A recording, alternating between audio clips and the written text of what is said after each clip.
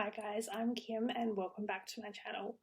Today I wanted to share with you how we managed to get ourselves into the housing market with only $7,000 cash. So if that's something you're interested in hearing about, make sure you stay tuned and watch the video till the end. Now also, if you like this video, don't forget to like and subscribe to my channel, as that really helps me know whether or not this is the kind of content that you enjoy and whether I should continue to make more of it or not. Alright, so story time. Back in 2017, we sold my little Mazda 2 Genki, and we managed to get $9,000 cash for it through a private sale. Now the reason we sold it was because we'd upgraded and we had purchased a brand new vehicle.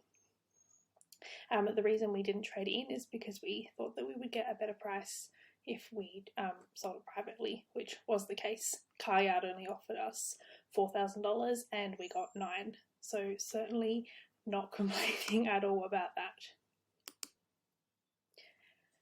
Now, originally the plan was to pay the $9,000 cash off the new loan that we had just taken out.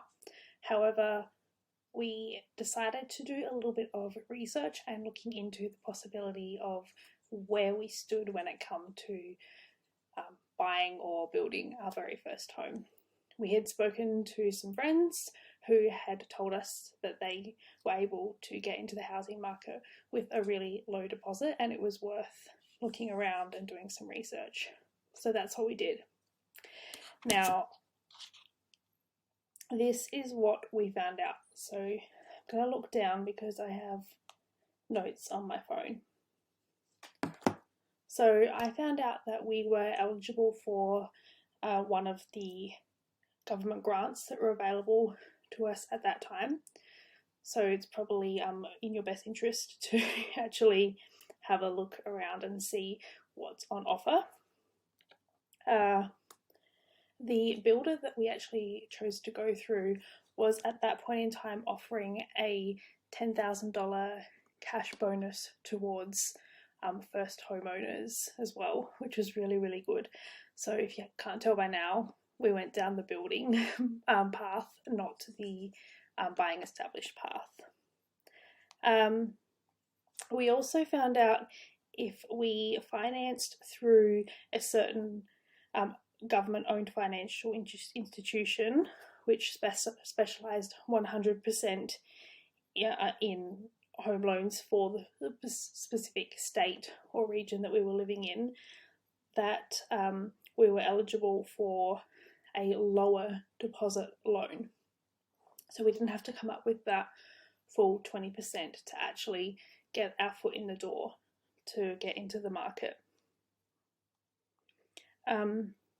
And also we found out that through this financing agency that we were eligible for a lower rate loan because we had previously done some vocational education and had a certificate 3 or higher in studies.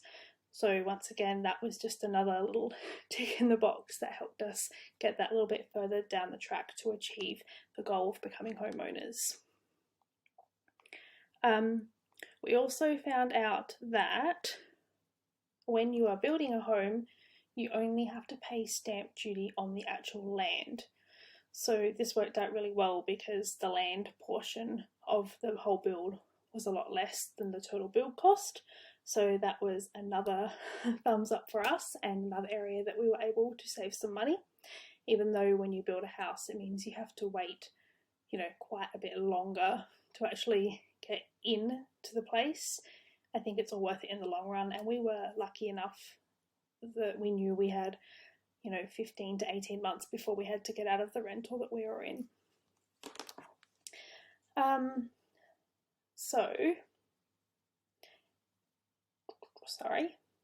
after we found out all of that information, we found out that with the grants and the promotions that the building company had running, that gave us straight away $25,000 towards our deposit for our first home.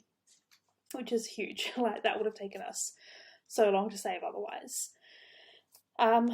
We then went through with the builder exactly what we were after, like the house style and the design, as well as finding out how much the actual piece of land, and it was comboed into a house and land package.